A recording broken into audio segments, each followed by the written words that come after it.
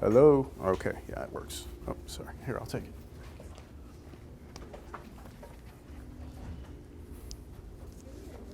Okay, is that it? All right. Reminder that Friday is the drop date for all your classes if you're taking the 16-week courses. So you have until Friday to drop if you want to. Okay, just passing on the information. You have a mini exam that's due on Wednesday, and I just want to kind of briefly explain one thing on that mini exam. On the second problem, the one on the back, that problem has to do with change of variables, and the setup is the hardest part. The integral is going to be real clean and easy, all right? I redid all the lecture videos from last Wednesday because I wasn't happy with the way they came out, and I think I did a better job explaining it. And maybe I'm just being picky. But I did 2 examples in that video, and then along with that, the homework videos have a few examples. So that should help you with that second problem. But I'm going to move on. Chapter 13. On your desk, you will find a 8-page formula summary. Okay. These are all the formulas that we're going to be using in Chapter 13. And so I figured I would just give you a copy of them and just keep this as a reference. I may or may not allow this on the final. I don't know yet. I have allowed it in the past because it's a lot of formulas to remember, right? All right, let's go ahead and get started. Chapter 13. We are in the vector calculus section of the course. So we're going to get back to vectors. I don't know if you noticed, we kind of stepped away when we were doing double and triple integrals. You know, we didn't really deal with vectors, right? So now we're going to bring those back in. So 13.1 is called vector fields. This is going to be a very short section. First of all, what is the definition of a vector field? In 2-dimensional space, it says let D be a set in the plane.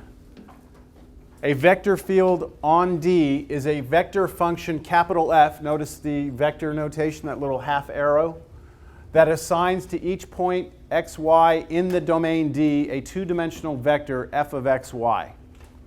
So one of the classic examples is a magnetic field on a flat sheet of paper. So if you put 2 magnets down, North Pole, South Pole, and you put some metal filings around it, the metal filings will kind of move themselves into the direction of the field. Have y'all seen that before? Okay.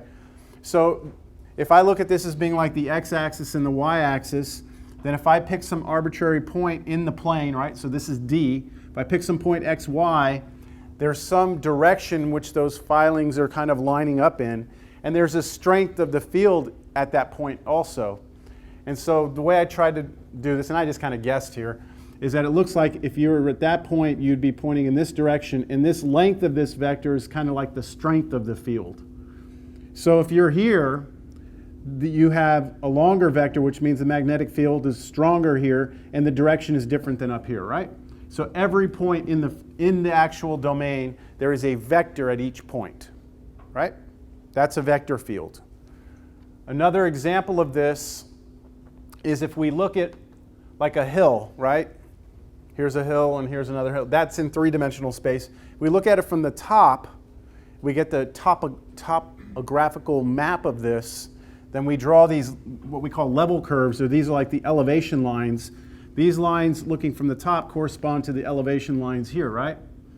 And what we can imagine is going to some point, okay, it doesn't matter where it is, and at that point, putting a ball there and seeing which way the ball goes, right? It would start rolling, and it would roll in some direction.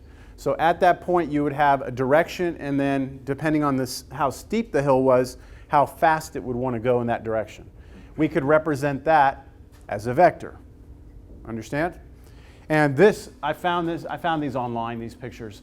This is a picture of a topographical map where they actually put all those little vectors in, so you can see, like, if you're at different points, where you'd be where you'd be rolling to. And I don't know, yeah, it looks like there's different lengths to these, right? This would be a vector field. Understand? At every point, there's a vector. That's different than a vector curve, a function that we drew earlier, a vector function, r of t. Remember this, r of t equals, and then we had like either two components or three components, and this would draw a curve. Remember that? Okay, this would be a curve. This is a vector function. It only defines vectors at certain points. This vector field defines, you have vectors defined at every point in the domain.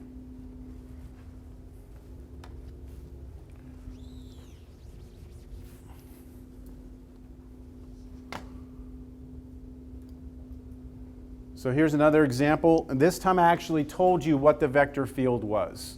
So we were given the vector field is defined to be the vector negative y comma x. So what I wanted to do is just kind of real quickly draw out a couple of the vectors. So let's just pick a point. What is the vector at the origin? The 0 vector, right? So when I'm at the origin, which you can kind of see with this black dot, I'm the 0 vector. Now let's go somewhere in this space. How about we go to 1, 1. So I'm going to move out to the right 1, up 1, to that point.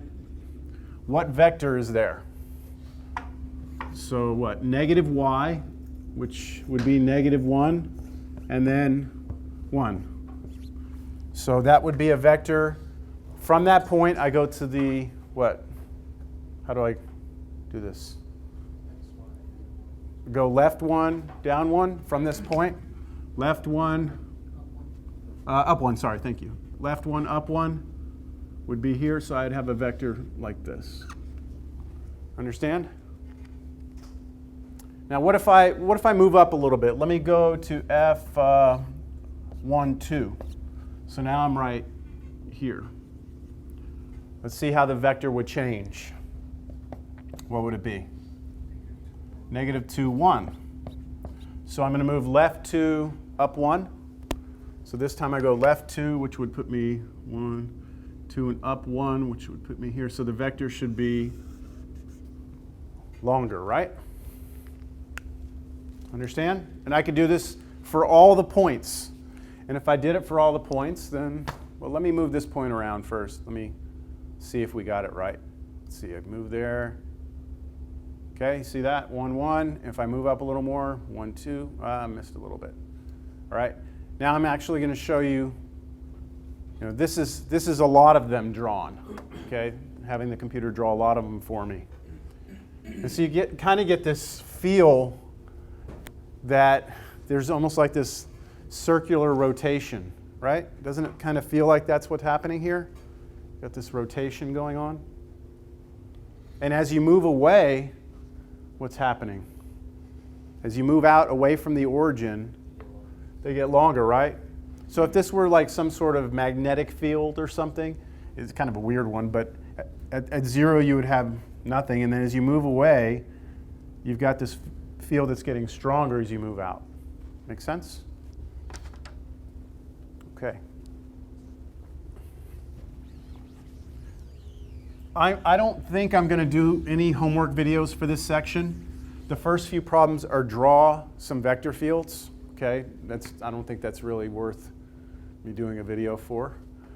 Like this one, here's a different one. You can type in anything here. So if you've got this downloaded on the computer, you can actually create your own vector fields and have it graph it for you. Okay, so what about if we look at a vector field in R3? So now you're in three-dimensional space. So you now have some region E, all right, in three-dimensional space. And you're going to define at every point in that three-dimensional space a vector. So that would be capital F of x, y, z. You give me where you are, I'll tell you what the vector is. This is a picture of, it's a computer rendition of the Earth's magnetic field. I found this online too, all right? I thought it was a pretty cool picture. You can kind of see, you know, it's supposed to come around and come back in like this. And towards the center here, and towards the surface, away from the poles, it's just kind of messy looking, right? So at every point, we have some vector that represents that magnetic field. Now, drawing a vector field in three-dimensional space is pretty difficult to do, right? When you think about, we've been trying to draw things in 3D, right? And it's been hard enough. But imagine trying to draw a vector at every point in 3D and then trying to make sense out of them. So check this one out. I'm just going to move this point around first. So at every point, there's a vector. Do you see my point moving around? Okay, so at every point, you see the vectors changing? Now, if I show you all of them, I don't know, can you make sense out of that? And then if I get like a bunch of them, it just starts to look like a big, you know, cluster of arrows. You can kind of still see some weird wavy action going in here. Could you all see that? You can have the computer do something a little less dramatic, something like that. But still, you have to kind of move it around to kind of see what's going on. Right? Okay, here's an example of a vector field, a pretty famous one. So let me show it to you. Where are they all headed? They all look like they're headed towards the center, right? Towards the origin, 0, 0, 0. This is a good example of a gravitational field.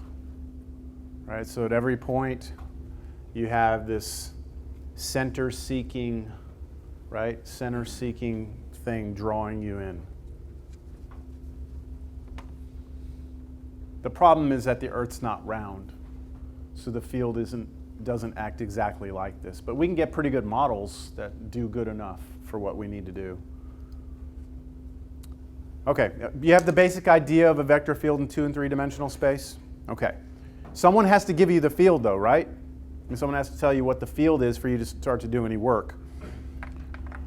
All right, remember back earlier in when we were first learning about partial derivatives, we defined this thing called the gradient. So what we did is we took a function, in this case a function of two variables,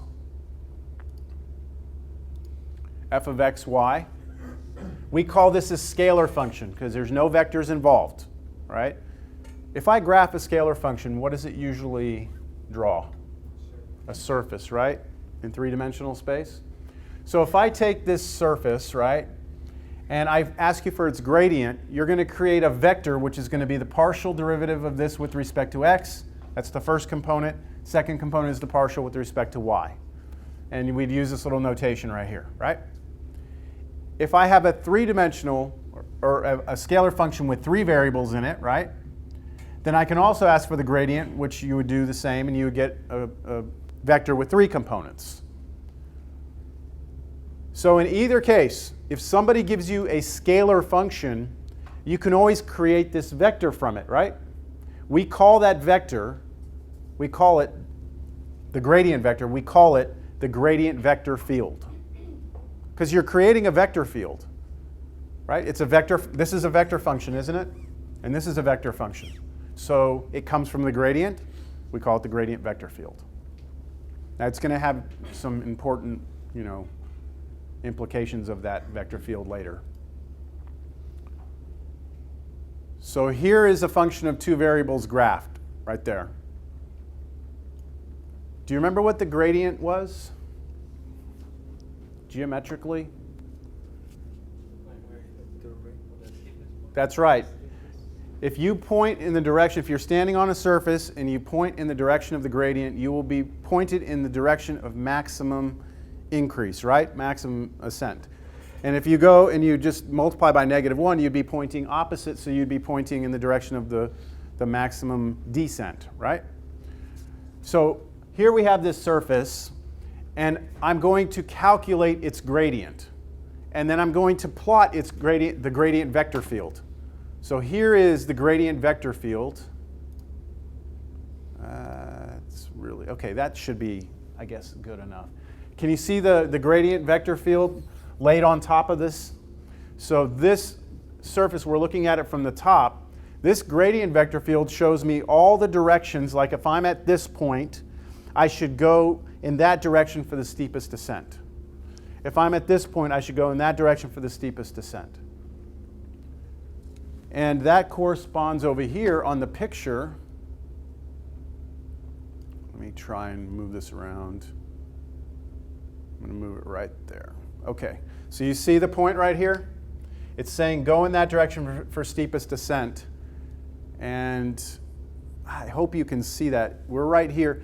If I go in this direction, right, go in that direction, I'm going to go up that lip. You see it? Okay, so the gradient vector field for this scalar function actually tells us what would happen if this were a ball on the surface, right? Now, if I let this ball go, it's actually not going to go up, right? Gravity is going to, but it'll go in the opposite direction of that gradient. Understand? So there is a very nice connection between a surface and its gradient vector field. All right, a definition. Now, please pay attention to the wording here, because from now on, if you hear me say, oh yeah, but that was, that's a conservative vector field, you've got to understand what that means. So a vector field, capital F, is called a conservative vector field if there exists some scalar function little f such that capital F is the gradient of little f. What? All this means is that the vector function we're looking at is the gradient of some scalar function. So let me try and give you a quick example right here. I'm gonna just give you this. What is this right here? What type of function is that? Vector function, scalar function? This is a scalar function, okay? I would like for you to tell me what the gradient vector field of this is. So what's the gradient vector field? It's the vector we form by taking partials, right? So 2xy, that's the partial with respect to x. Partial with respect to y, x squared, okay? I could define this to be my capital F, right? So this is a vector field that comes from the gradient of a scalar function. Therefore, this is a conservative vector field because it comes from the gradient of a scalar function. So here's our challenge. This is one of the main things we're going to get to later. Is let's say that I did not give you this, and all I gave you was this. And my question to you is this a conservative vector field? Yes or no?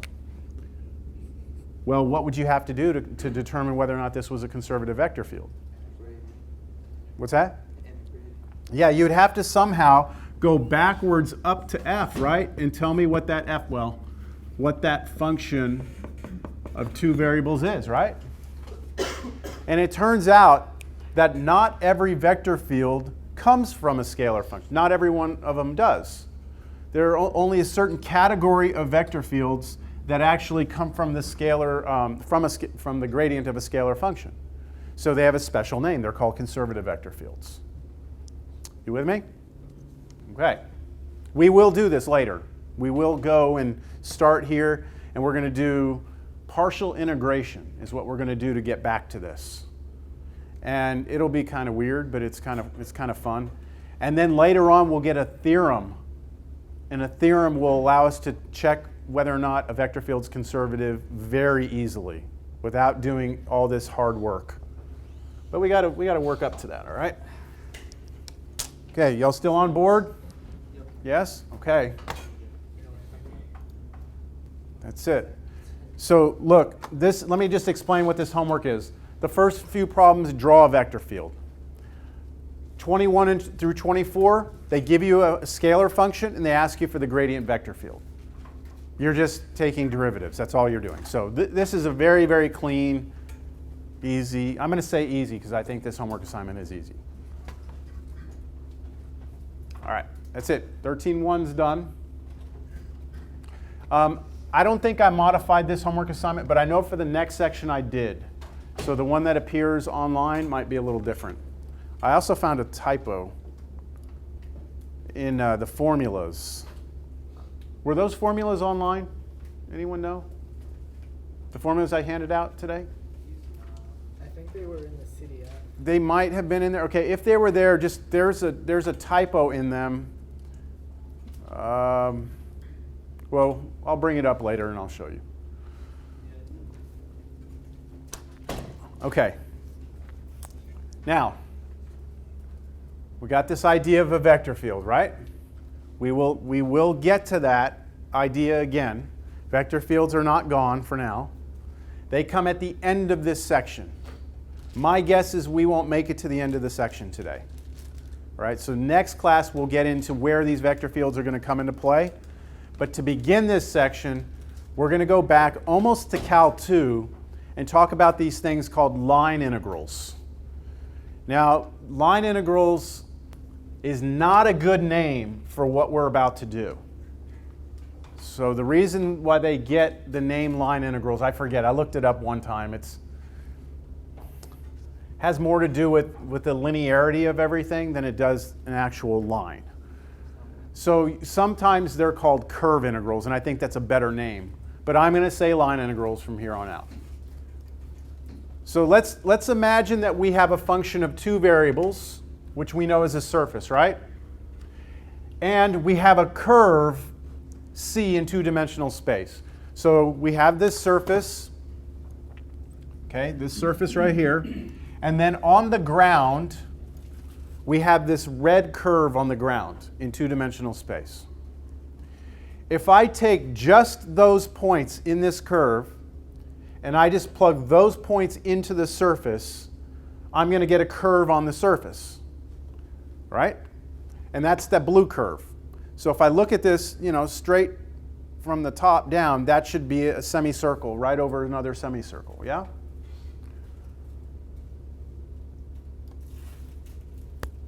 What we're interested in finding here is this.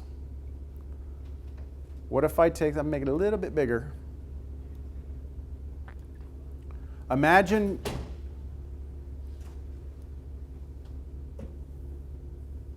what we call dropping a curtain down from that blue curve down to the ground.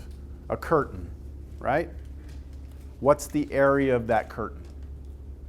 That's the line integral of the scalar function f of xy on that curve.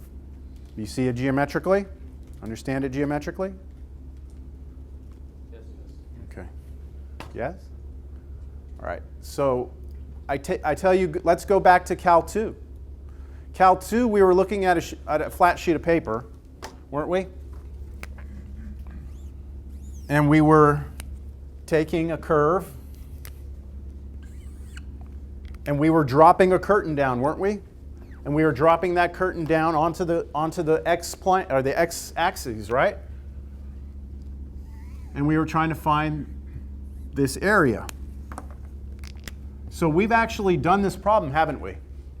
All we're doing now is we're saying that this curve up here can live in three-dimensional space, and that means the curve on the bottom, the ground, is actually going to live in two-dimensional space on the ground. Understand that? So if you take this flat sheet of paper and you allow it to be in three-dimensional space, you have this picture, right? Do you all see that? So what did we do in order to find the area of this curtain back in Cal 2? We did little rectangles, right? We just sliced it up into little rectangles. And we did a bunch of them, right? Called these Riemann sums. And what we did is we tried to find a general formula for just one of the rectangles. So we took a look at just one of them. We said, all right, well, how tall is that rectangle? Well, it would be the function's value, right? It'd be the function's value would be the height. And then how wide was this rectangle? Dx, right? This is our width, our change in x. So this was dx. And then we said, all right, let's add them up. Let's add up all the rectangles. So how do you add up an infinite number of rectangles? Well, that's what the integral is, right? It's a sum of an infinite number of things, whatever it is. What is it the sum of? The area of this. Area is this times this, so f of x dx. Add up all these rectangles, all the areas of these rectangles. And then you go from what? A to B, because that was A and that was B. Yes? Okay. We need to do the same exact thing. What's the problem, though? What's the difference for us? What's not going to be the same? The what? The domain. Yeah, the domain on the ground, right? So you know how we said the width of this rectangle was dx? That's because the only thing changing was x, right? But if this curve is on the ground, the x and the y are both changing, aren't they? So how are we going to deal with that?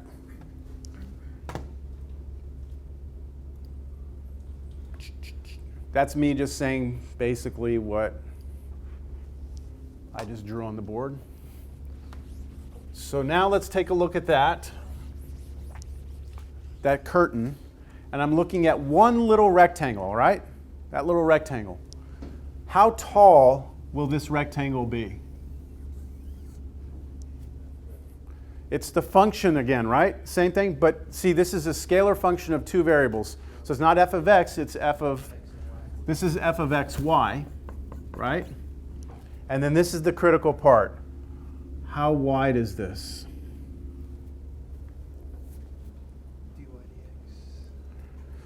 dy dx. Close.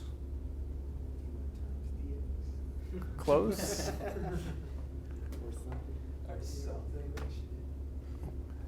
Okay, so what I'd like to do is I'd like to take a look at that red little arc right there, right? And I've got a little rectangle that's cutting across, going from one point to another on that, right? That's very close to the arc length, isn't it? Isn't that little segment approximately equal to the length along that arc? So and then when we go to the infinitesimal, when we let this rectangle get really, really narrow, the error that we have in here gets smaller and smaller and smaller, so it actually is the arc length. That's exactly right. So this little thing is, I'm just going to say arc length for now. And so we should have it, to add up all these rectangles, it should be an integral f of xy. That's the height of the rectangle, and the width will be arc length, right? Understand? But the question is, what is the arc length? Okay? And what's my integral going to go from? What to what? So I'm going to resolve that now, but just want to make sure you understand what's going on here. Any questions? All right, so now what we have to do before we can actually finish this up is we have to get some stuff out of the way that you may or may not have seen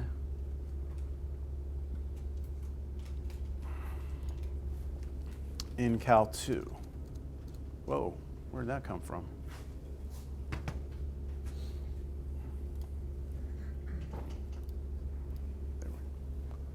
Is that taking me to the next page?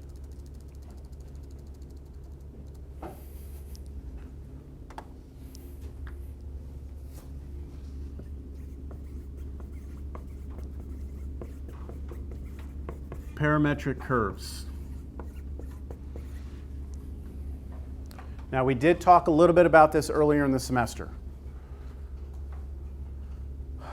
Let me make sure I'm going to use the same variables. R, are we going to use R, X, okay. So, parametric curves.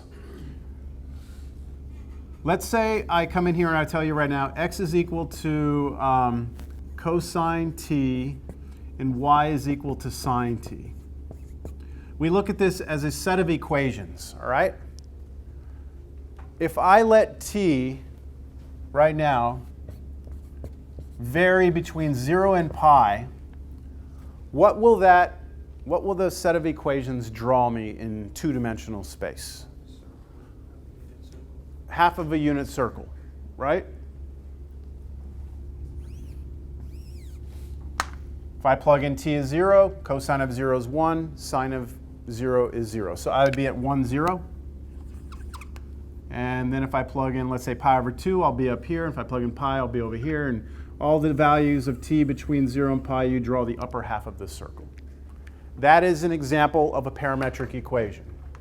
What it is, or a parametric curve, it's a curve that you draw using the parameter t to draw it. The difference between that and something like this, y equals square root of x, this is not a parametric curve because for this, the relationship between x and y is actually between x and y. There's no parameter here. You have to give somebody x in order for them to determine y, right? Here I have to give you x to get y.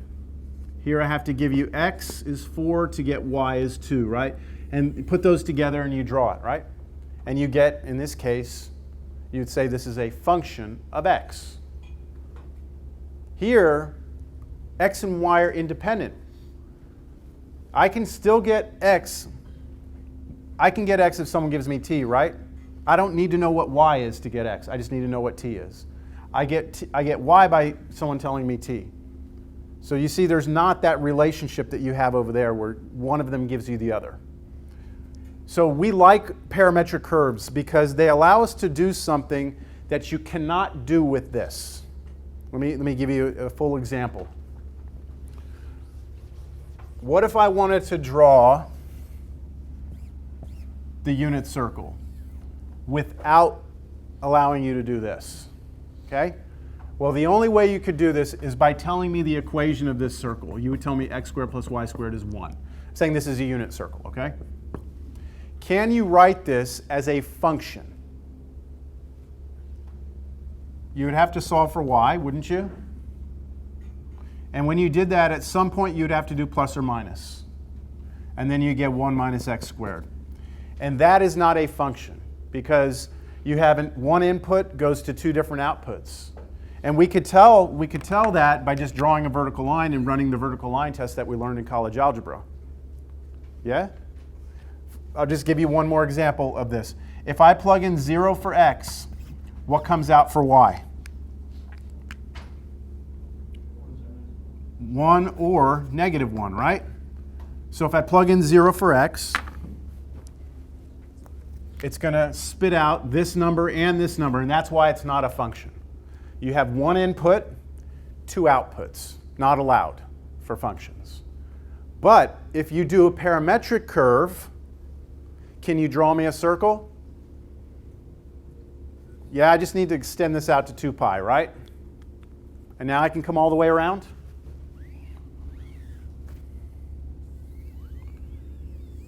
Is this a function? Yes? Why is that? They're the same picture. Why is this a function and this is not a function? You only have one output for every t. For every t, there's one output. See, look over here. This is not a function. This is what we normally say. This is not a function, but we always leave this part off, of x. It's not a function of x. If you plug in x, you're going to get two outputs. So it's not a function of x. Over here, this is a function. This is a function. What's the thing we're plugging in? Of t. Now let me explain why. Because some of you know it, some of you see it already, but let's just take this point up here and down here. Those points over here, why? I mean, it fails the vertical line test, right? But see, you don't run a vertical line test. You only run vertical line tests when you're checking to see if something is a function of x. So over here, what t value gives me this point up here? Pi over 2. What input over here gives me this one? 3 pi over 2. I heard negative pi over 2 also, right? But I was between 0 and 2 pi. So look, I can get to those 2 points, right, with 2 different inputs. And no matter what, I plug in different values of t, it's never going to take me to 2 different places. So I can draw a circle and it still qualifies as a function. And that's what we like. We like this sort of thing because, well, it kind of sucks when we have to worry about vertical line test. And the whole idea of the function goes away. So parametric curves allow us to draw curves in 2-dimensional space. All right, and complicated looking curves. So what we normally have for a parametric curve is this. We have x is usually some function of t, and y is usually some function of t. Oh, y is equal to some function of t. So they both depend on t. That's what a parametric curve would look like in R2. What about in R3? You would have z as a function of t also. And you could then draw curves in 3-dimensional space. Now, for those of you who own graphing calculators, there's a button on your graphing calculator called Mode. And you can actually change your function. If you go to Mode, I believe there's something about graphing in there, and it gives you like function. What's another option? Polar, and then parametric. And there's other ones in there depending on your calculator.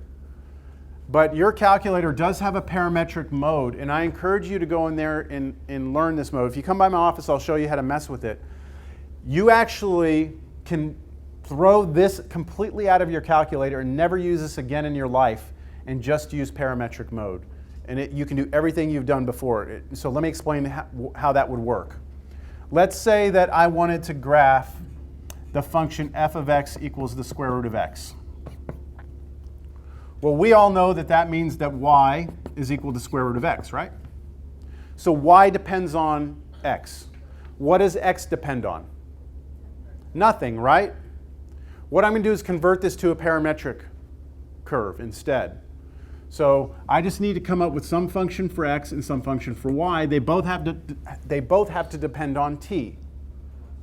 Well, the x doesn't depend on anything, right? So I'm just going to let that be t. And then the y is going to be the square root of x, but that's just t, root t.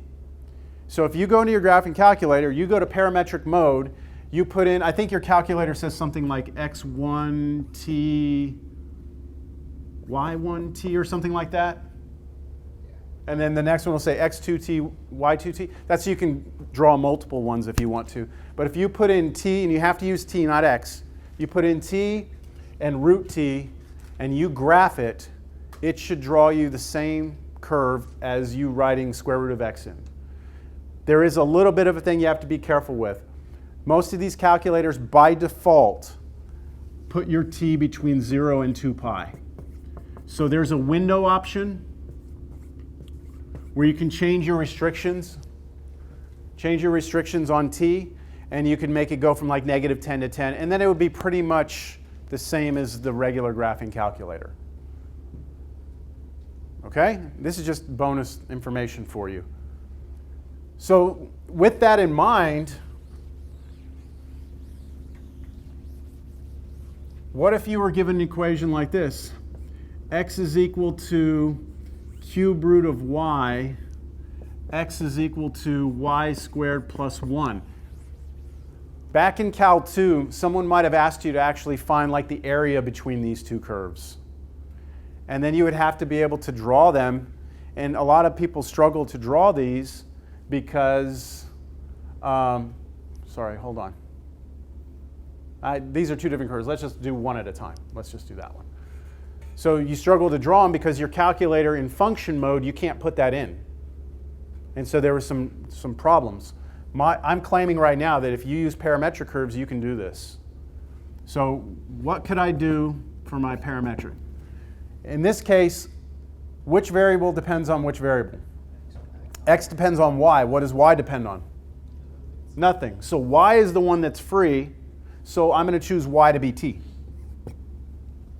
And then the x will be cube root of t.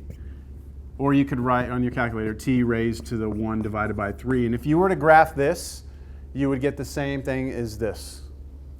So parametric mode is more powerful than function mode because you can do both functions of x and functions of y and things that are neither functions of x or y, like circles. All right. So parametric curves are nice ways of drawing, is a nice way of drawing curves that extends past functions of x and y to things like circles. So let's talk about that area of that curtain now.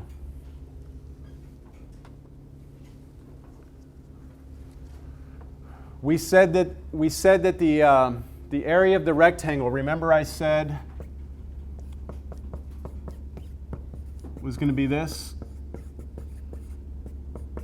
Right? That was going to be the area of that rectangle. We need to add them all up. Well, I'm going to switch x into a parametric equation. So my x is going to be replaced with whatever the function is that I'm switching to. So do you see right here, f of x of t? That x of t is my parametric equation for x. Then I'm going to replace my y with y of t. I think I need to go back one more slide to just make sure you understand what I'm doing here. In this picture, this curve on the ground, C, I'm going to draw that curve with parametric equations. All right? When I draw this with a parametric equation, then some point in that rectangle that I plug in to get the height is going to have the coordinates x of t, y of t. So that's the point I'm plugging in, and that's why this gets replaced with f of x of t, y of t. And then now I need to come up with the arc length part. Understand? Okay, so we are going to cut this thing up. This delta c is the arc length. And here, how would you find the arc length of the curve?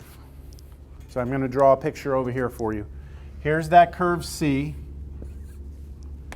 If I'm trying to approximate this right there, right? Then I can draw a right triangle. This would be my change in x with respect to t, my change in y with respect to t. Right? So t is like a clock running in the background. As I move from one point to the other, the x and the y change, but they depend on t, don't they? Because I've changed them into the parameter t. So how much x changes by is with respect to t. This is an infinitesimal change in x. And then our y coordinate will change with respect to t also. And by the Pythagorean, right, this will be the square root of this square plus this square. Okay, that's this right here. That's my arc length. And it's with respect to t. All right? So that's our formula.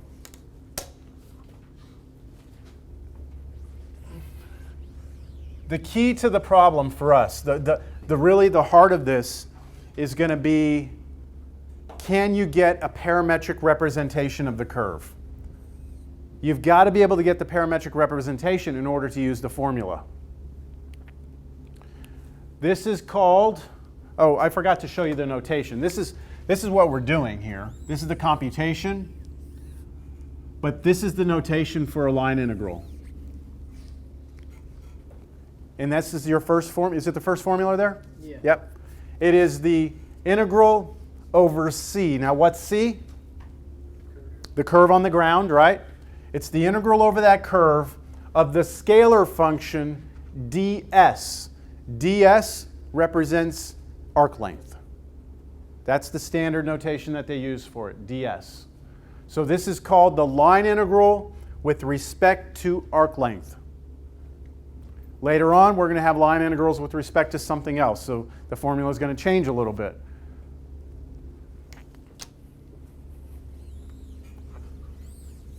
I think we should do an example. I think it's time.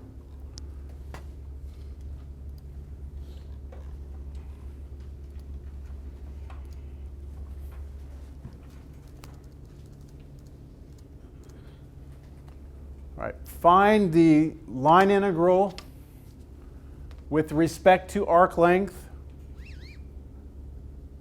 over that curve C, where C is the upper half of the unit circle, x squared plus y squared is 1.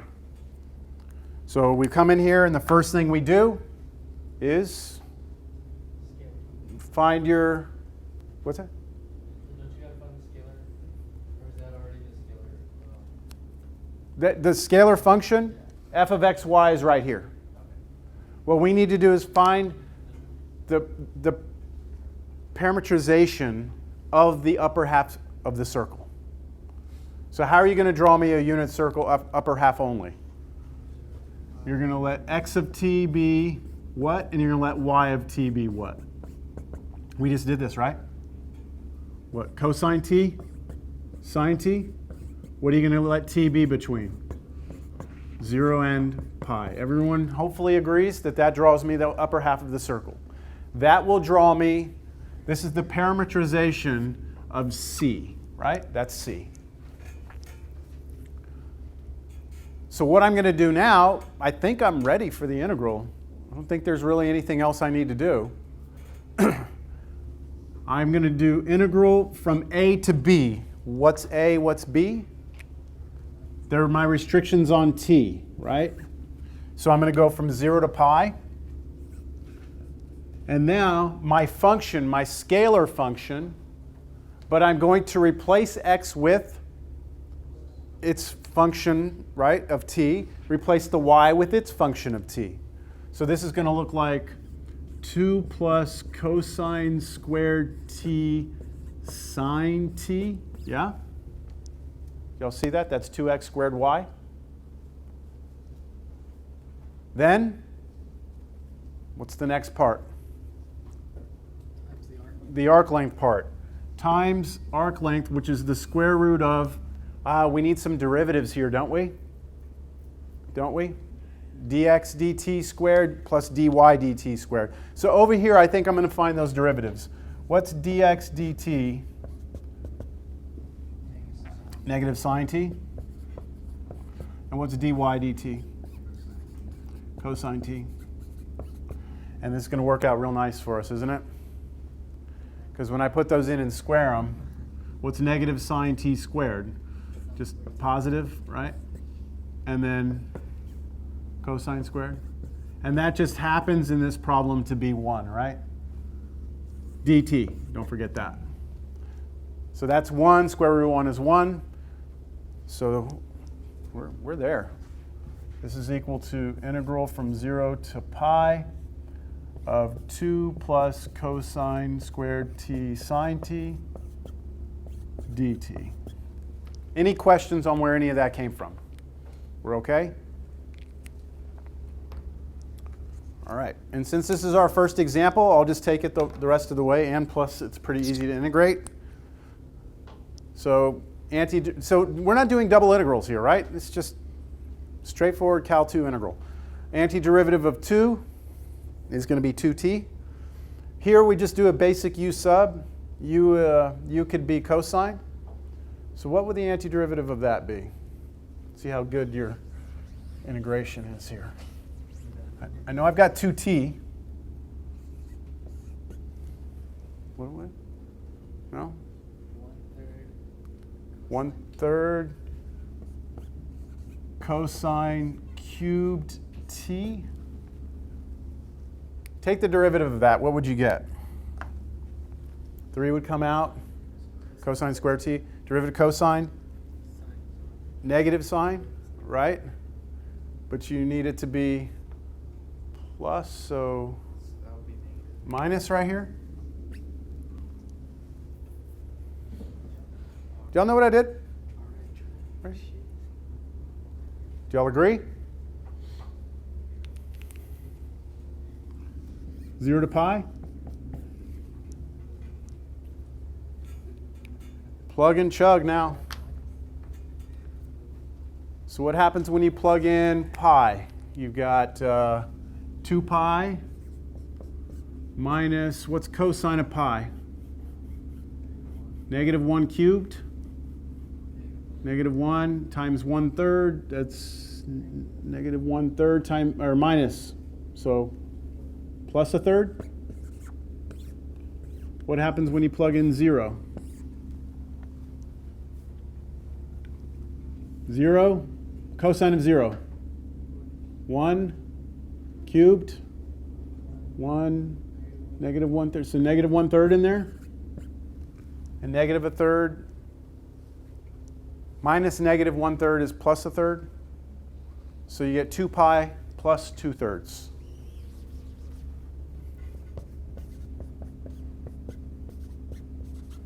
Good enough. You could get a common denominator if you want, but just leave it like that. So that would be the area if you were to drop that curtain down. That's the first problem I showed you where we dropped that curtain. That's the actual area of that curtain.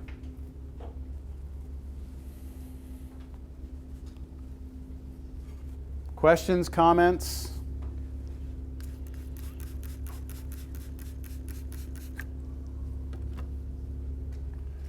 All right.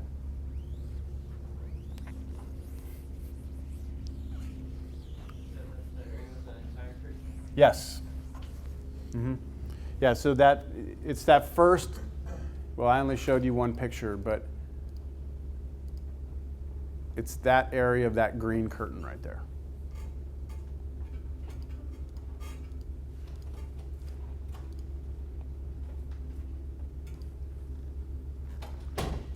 All right, so this is a result that we have. This allows us to, you know how like in Cal 2, if we had a curve and we wanted to find the area, we could break it up into 2 different integrals. Like instead of going from A to B, we could go like from A to C and then C to B. So you're allowed to break it up. That's what this is saying. It's saying if you have a curve C, which is the union of a finite number of smooth curves C1, C2, C3, Cn, then the line integral over that curve with respect to arc length is just the sum of the line integrals on each of the curves. So like in 2-dimensional space, which is the ground, if I have some curve that goes from here to here, which is C1, and then from here to here, which is C2, and then maybe from here to there, C3, and then stop it here at C4. Then these curves individually are smooth. Then what I could do is I could break this up into 4 different line integrals. Because drawing C1 might require certain parametrization of x and y, but drawing C2 might be a different parametrization. So I'm allowed, this is allowing you to split it up. I believe the next example shows that. So we'll look at the picture here in a moment.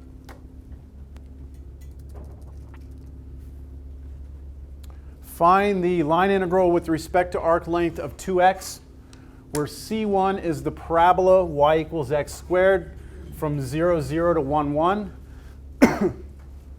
And C2 is the line segment from 1, 1 to 1, 2.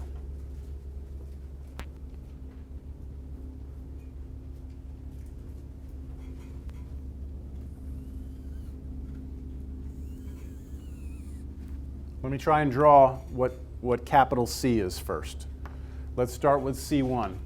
The parabola y equals x squared goes from here, 0, 0, to 1, 1.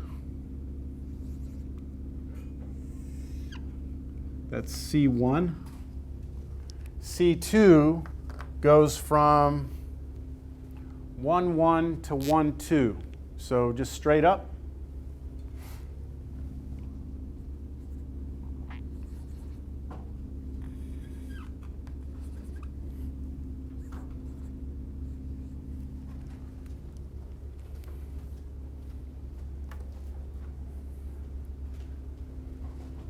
So let's try and come up with parametrizations for these curves. First, C1. What will your x of t be? What will your y of t be?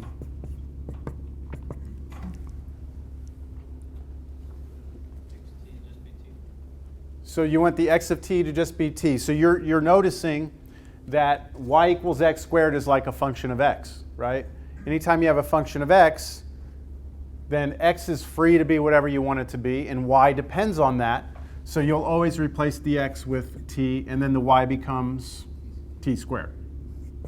Now you do need to give me some restrictions on t, though, because if you don't, this might draw the whole parabola, and you don't want that. So where do you want it to start? What's your smallest t value? 0. And that'll start you out at 0, 0, won't it? And then to where? To 1. So that when you stop, you're at 1, 1. And all the values in between should draw you the parts connecting this to this. Are you okay with that? All right, I agree. What's the parametrization for C2? You've done this before. You didn't realize you were doing it. What is that? Yes? Yes, yes. It's a line segment, right? How do we draw lines in Cal 3? What do we use to draw lines? Point and a vector, right? Point and a vector. We used the vector equation. Do you remember the vector equation of a line? R of t equals R naught plus TV. Remember that good old thing? Do you remember that when we did this, we could take the answer, we could convert it to its parametric equations and its symmetric equations? That there were 3 different versions? What did I say? Parametric equations? That's what we're going to do right now. We're actually going to find the parametric equations for a line segment. So let's see if you can recall how to do that. If somebody gives you 2 points, how do you come up with the vector equation connecting the 2 points together? I'll give you a hint. You've got to figure out what R naught is, and you've got to figure out what V is. So what's R naught going to be? Which point? Does it matter? If you're going to do this the way that I showed you in class, if you're going to go from one point to the other point, your R naught needs to be your starting point if you want this to work out right. So R naught's going to be 1, 1.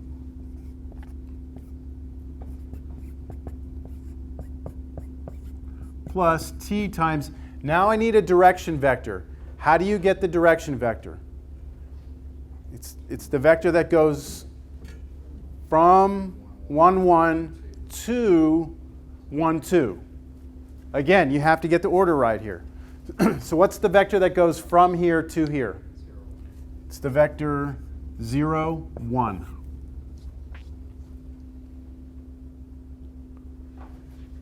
Now let's put these together. This is 1, 1 plus, distribute the t through, you get 0t. And then add those 2 together, and you should just get the vector what? 1 plus t.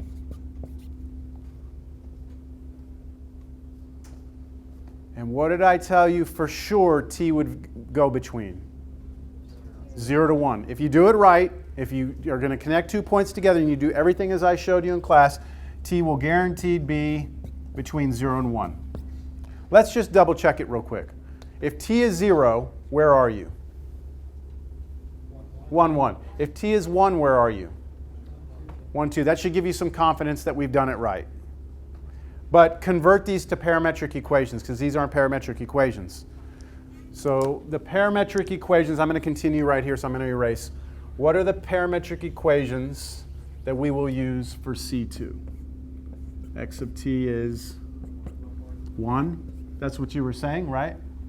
And then y of t is 1 plus t, right? And t is between 0 and 1. I will point out that these t's do not have to be between the same values, okay? Whatever you're doing on this curve, you can have t between anything. It doesn't matter.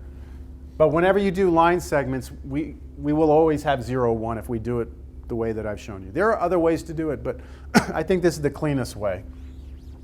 Any questions? All right, you ready? We're going to set up the integral. I don't know if I'm going to evaluate it or not. Any other information that you might want to get now before we set up the line integral? You want to do derivatives now? Because we're integrating with respect to arc length, aren't we? ds. So we're going to need the derivatives. We may as well get them now. So over here, what's dx dt? 1, and then dy dt, 2t. Over here, dx dt, 0, and dy dt is 1.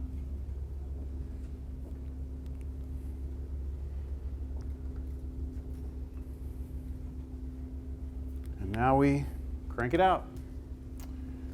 All right, the line integral over c of 2x ds is equal to the line integral over c1 of 2x ds plus the line integral of c over c2 of 2x ds.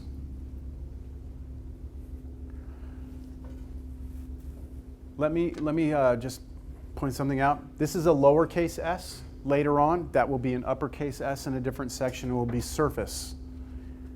Right now, the s means arc length. So when I do it later, I will exaggerate it. I'll be like that for capital S, all right? Okay, so now just think we're good, okay? I think, I don't know. This first one over C1 is going to go from, what's my limits of integration here? 0 to 1, 2 times x. But what's x on C1? T. So 2t. And then ds, but ds is the arc length formula. So square root of what? Dx dt squared, so 1 squared is 1 plus 2t squared, so 4t squared dt. That's your first integral.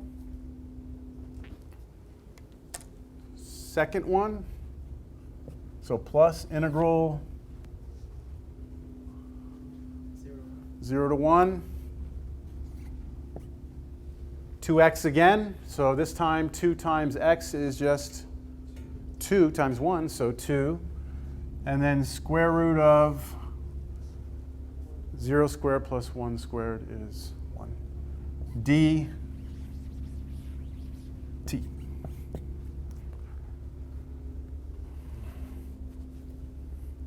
How would you do this first integral?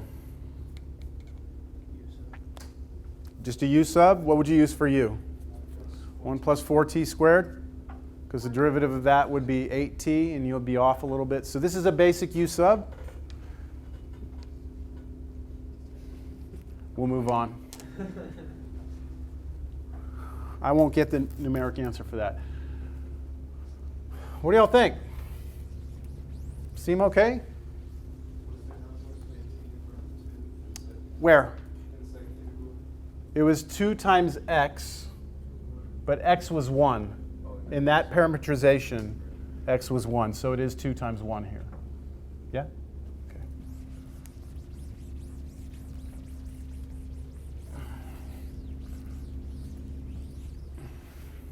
Raglan. Could you leave, please? Yeah, Thank you. I can do that. Okay, thank you. Sorry. That's all right. You can sleep out in the hallway. Okay? Okay. Have a good one. Hope you feel better. All right, so there are some other line integrals that come up. It's not something that we can see yet. We'll see in the next few sections that we will use these. It's the line integral along the curve C, so it's the same thing we had before, but this time with respect to x, not arc length. And the only thing that changes in the formula is that this is dx instead of ds, and that makes it a lot easier to do because this part's the same, but instead of having to do square root of all that stuff squared, what you're basically doing is this. You're doing dx dt squared plus dy dt squared. And when you're doing it with respect to x, what you're assuming that you're basically taking dy dt to be 0. That's what you're doing. You're saying that what you're basically saying is that this change, y is changing as a constant, so the derivative, or the y function is constant, so its derivative is 0. That's what you're doing. And then that zeroes out, and you just get this, and that's this part right here. So x prime of t is dx dt. That's all it is. And then when you do the line integral along the curve C with respect to y, you're doing the same exact thing, except you're treating that as the 0. That zeroes out.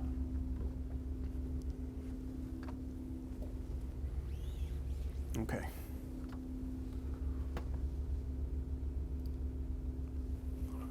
Now later on, okay, in later sections, we will use this as part of what's called Green's theorem. And so just so we get some notations straight, if you take the line integral over the curve C of p of xy, now p is just the name of the function. Like we've been using f of xy, capital P later will be just the name of some special thing. Capital P of xy dx, so that's the line integral over C of the p function with respect to x, plus the line integral over C, so same C, of a q function, not the same function, with respect to y. Then the notation here is that we put them together. Now it doesn't look like there's a lot of difference in those two, right?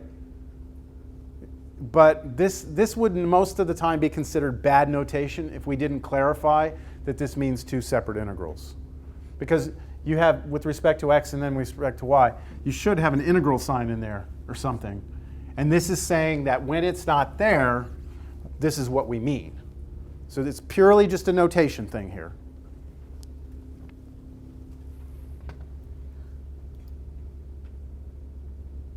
All right.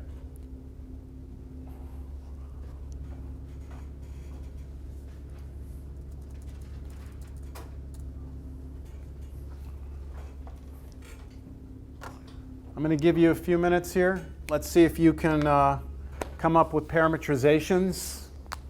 I mean, this is not super new, but it is a little different.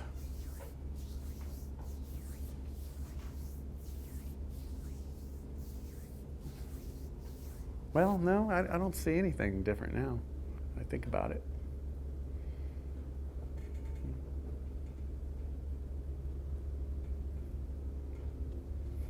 But you do it. The first parameterization should be easy. The second one, I just want to make sure you understand how to do that.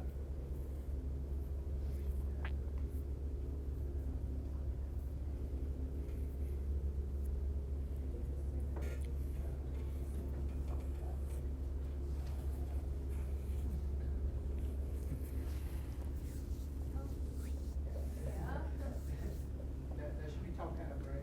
Top half or top? Oh, top half, yeah. That's obvious that I did not. I know the difference between half and half. Thank you, though.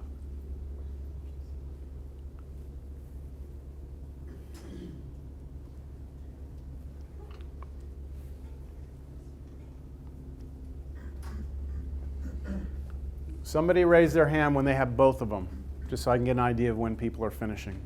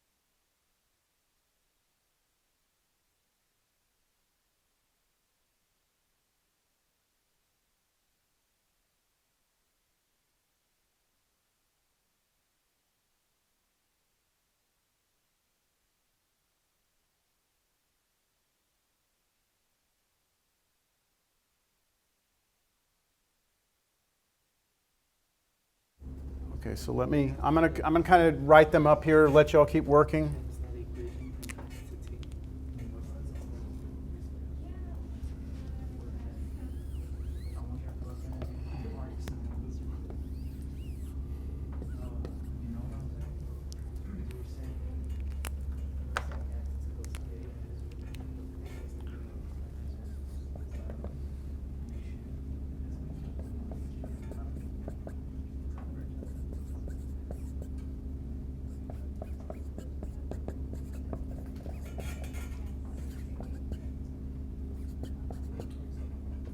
Kieran, do you see what I'm saying? Yes? Okay. You could do that. It's just a little more work than you need to want to do. What? Oh, I see. Okay, -1 to I. I see. I got it. So C1 is going to draw the upper half of the circle, right? That goes like that. C2 connects what? -1, 0 to -2, +3.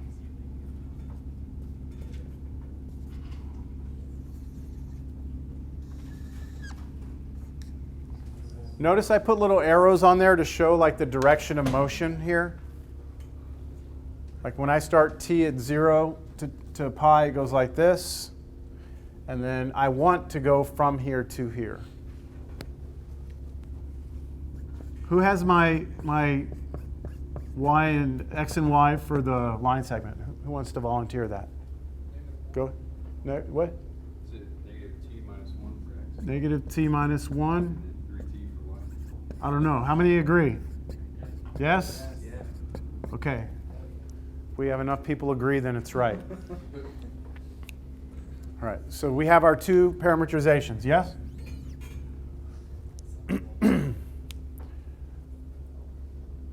No questions? From there we got it for the equation with the best of it. Yes, the 2 points, R, the R thing, and R naught and V and all that. Okay, so we'll need some derivatives here, right? We'll need some derivatives. We're going to be doing what's dx dt? What, negative sine t? dy dt on this one? Cosine t? We may not need it, but I mean, it's not that much for us to get them, right? We are going to need some of them, yeah. So dx dt is -1. dy dt is 3.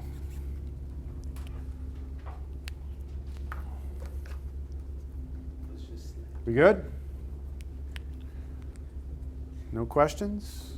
Let's set up this integral, because notice that line integral is a little different than the ones we've had, right? The ones we had were with respect to arc length. So I'll need your help here because I'm about to erase this if I can't remember that.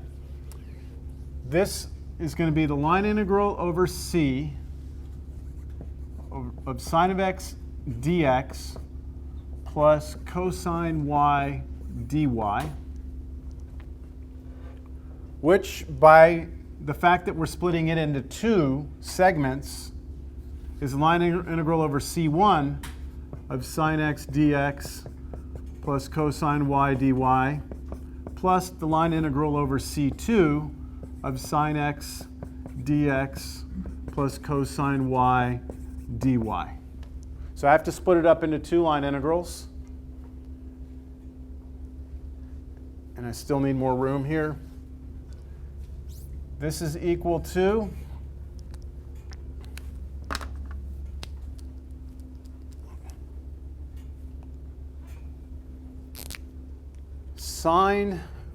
integral from where to where? So I'm on C1, so 0 to pi. Sine of x, so sine of what's x? Cosine t. So it's sine of cosine t. I've got composition of a trig function into another trig function there. And then dx, what's dx? Negative sine t. So I'll just put the negative out here, times sine t dt. Is that okay?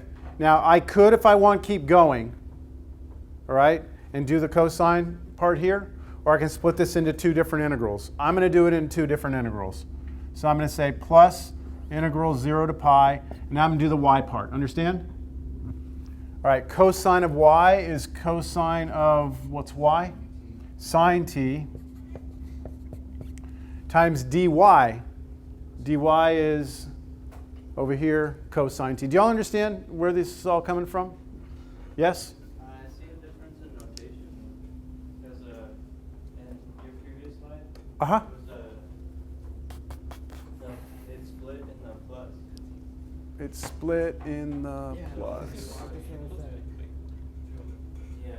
Do what? Should plus cosine y dy be in the first one? Shouldn't it split up? This is what we're looking at, right? I know it's hard for us to see. Oh, okay. We have a function. So this piece right here, sorry, it's right on top of it, actually. It's perfect. Sine x dx is my p of xy dx. Plus q of xy is my cosine y and dy is the dy. So I'm splitting that into these two. This one and this one. So why is the dy in the first one? Why is the dy in which one? The one, the integral over c1 of sine x dx plus cosine y dy. Oh, that's what was given in the problem. Well, I still don't think I'm making. Okay, let me back up. Let me back up for a second. Okay. This is the original problem, right? We could have, if we wanted to, we could have written it this way to start the problem. Integral over c sine x dx plus integral over c of cosine y dy.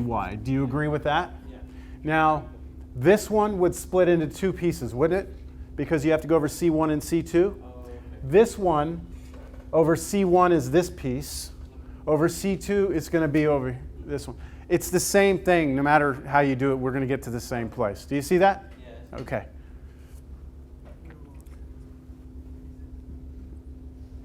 This is good. What am I missing? Cosine t. Dt. Then plus, now I've got to do this one.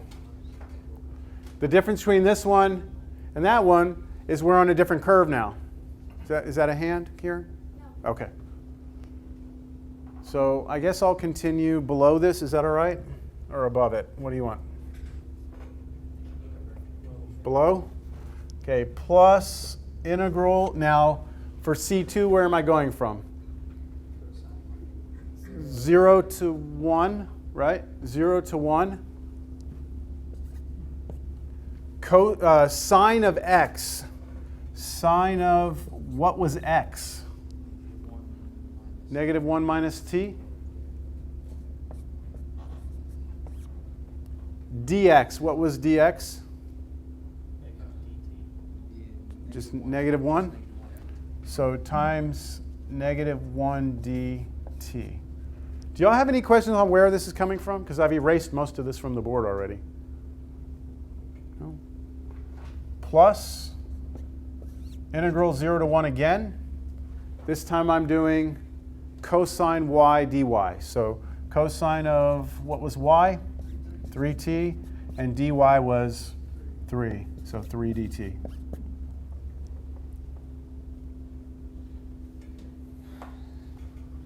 So everything you see there would now need to be integrated, right?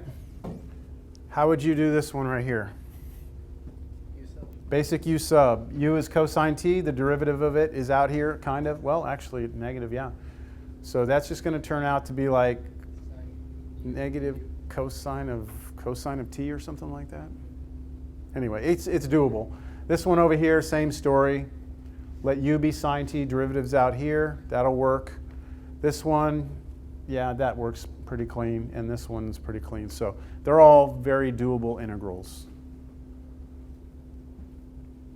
Okay? So dot, dot, dot.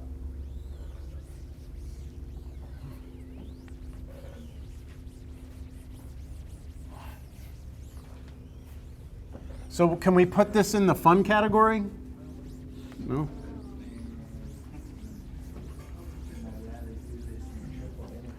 You'd rather do this in triple integrals? Yeah. All right, so let's talk about paths for a second. Orientations of paths. What happens if we change the orientation of a path? In other words, what happens if we traverse the path backwards?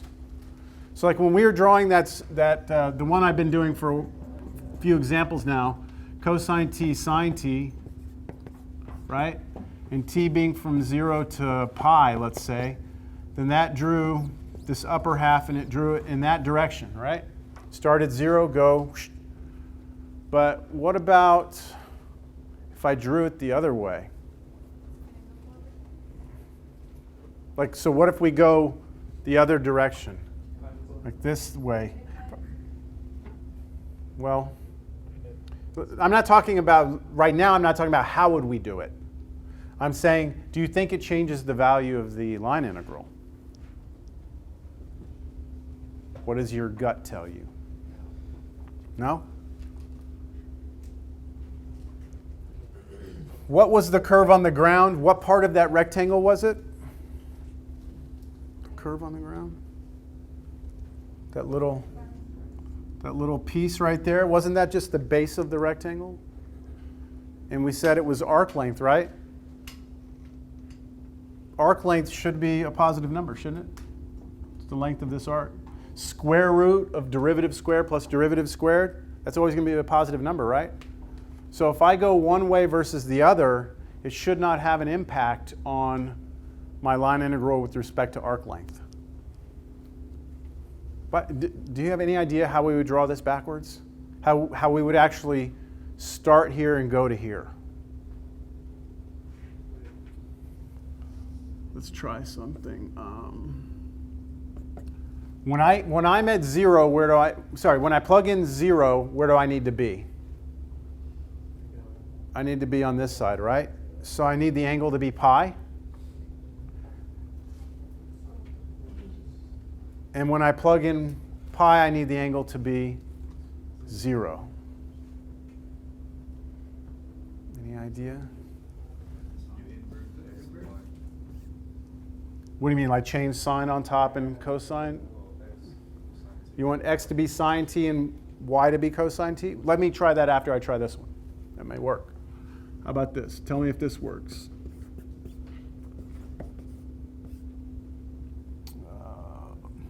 Will this work? I don't think so. Let me try it. What happens?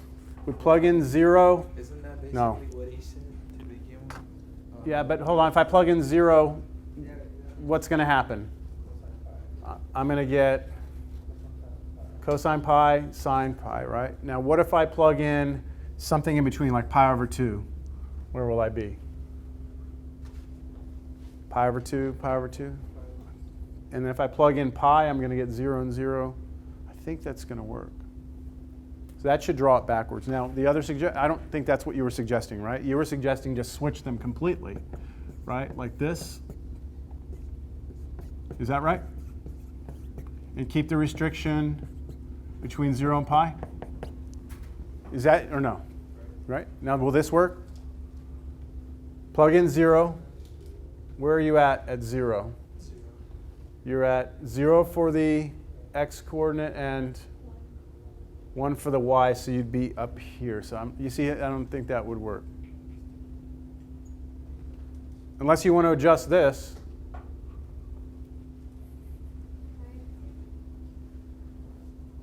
Pi to 0? Well, you can't go pi before 0. What's sine of... Okay, look, what we need is that if I want to draw the circle this way, I need that when you plug in 0, you're here. You see? And I don't think that'll do it, because sine of 0 would be 0, and that means your x-coordinate is 0, so you're starting here, and your y-coordinate is 1, so you're starting here. We could do it from negative pi. You could change, yes, you could change this. There are many ways we could do it, okay? There are many ways we could do it. This is one way. There may be another way. The question is, does it matter if we change it? Yes? Sine of t plus pi. Sine of t plus pi, right here. And what about this one? Leave it? Or t plus pi? You know, this is something you should just play with it yourself. I mean, just see if you can come up with something on your own. Most of the things I'm going to have you do parametrizations of are pretty straightforward. I'm not going to ask you to go some weird, unless it's a take-home. Okay. All right, so here's the result when it comes to integrating over a curve backwards. Oh, I didn't show you the notation there. I didn't point it out. If I'm going to go from A to B and traverse it C, notice the difference in the traversing of those? They're reversed. Then we call this path C. Going the opposite direction, we call that path negative C. All right, so that negative means it's not a negative number, it's just going in that along that path backwards. So if you have a line integral, right, over C with respect to x, not arc length, then if you go backwards, you change the sign. Your answer will be off by, it'll be the same answer but negative. Or if it was negative, it'll be positive now. If you do it with respect to y and you change the path backwards, then it also changes the sign. But if it's with respect to arc length, there is no difference.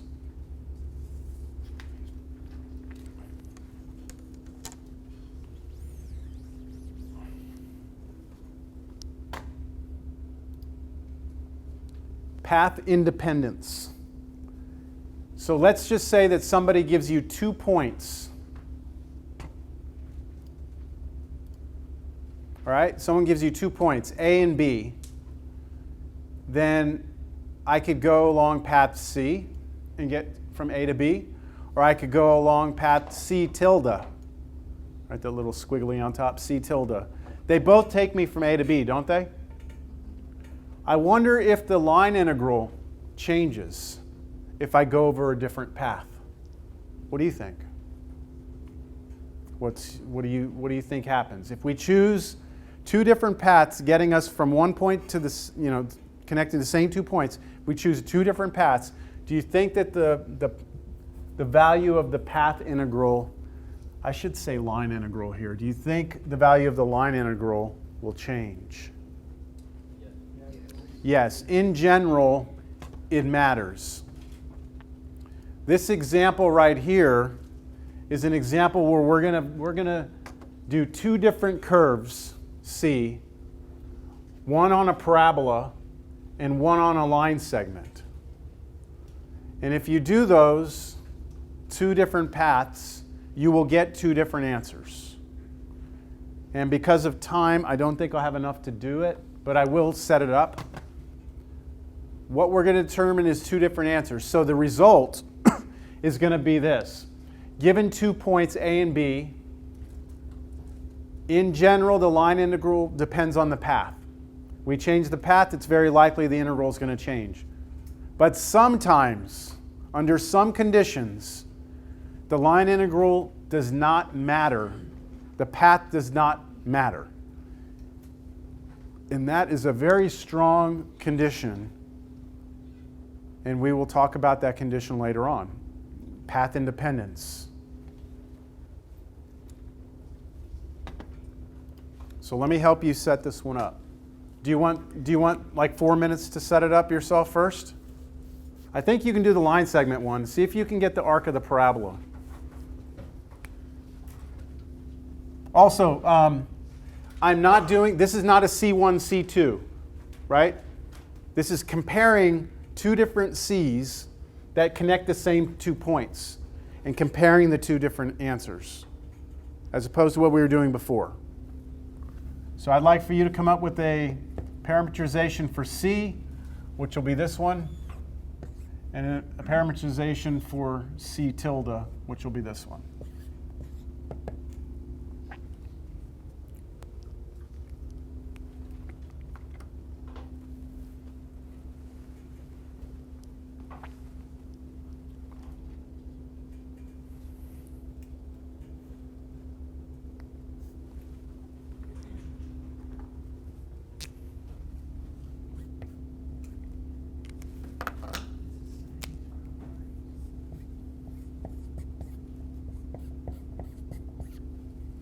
Was that a question? No, it's just Okay. yeah, goodness. It's one.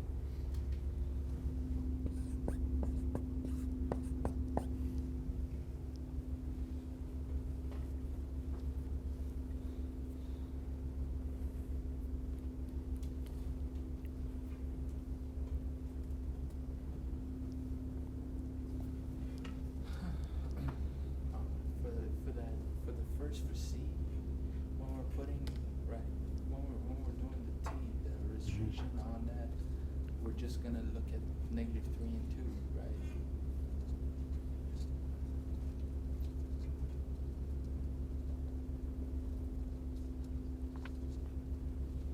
right? Instead of negative 5, 0. Yeah, So it was in terms of y. that's right.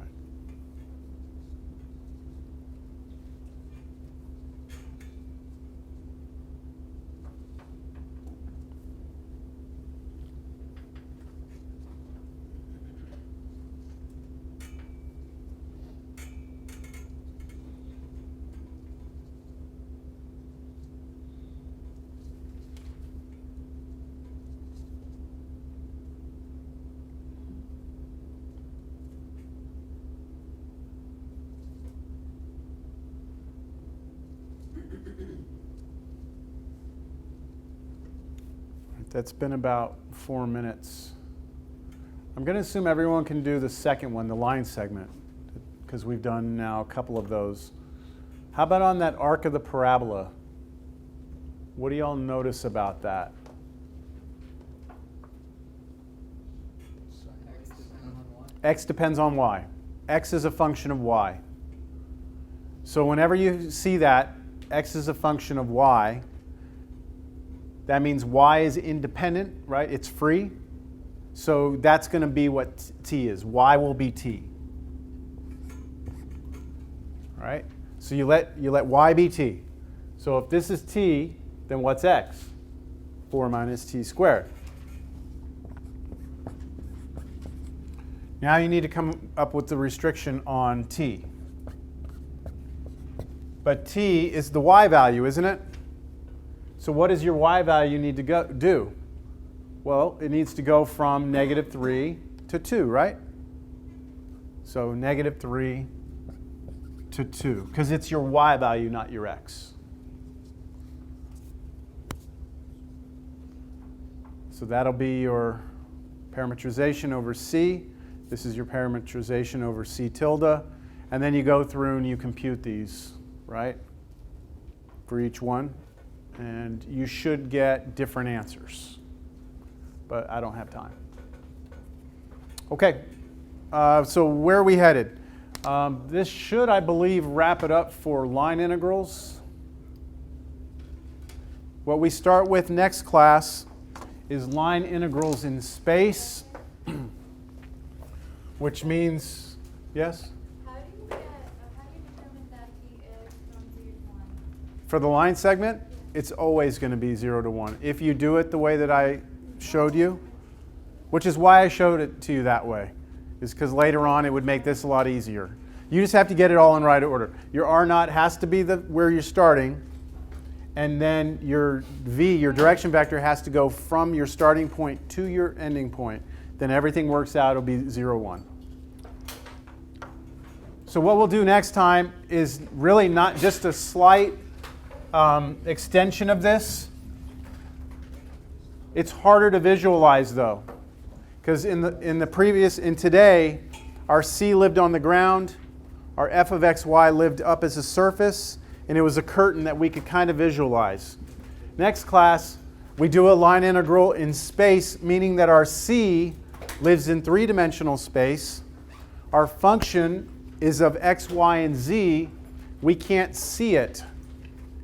But we can still talk about, it's not an area anymore because you don't have the visualization. But we can still talk about the integral over the curve C of the scalar function with respect to arc length. And everything pretty much stays exactly the same. You have to come up with the parametrization for a 3-dimensional curve, x, y, z this time. And then your arc length just adds one more piece to it, and then everything else is pretty much the same. So that's where we're headed. Then we get into vector fields after that. Okay, everyone have a great rest of your day.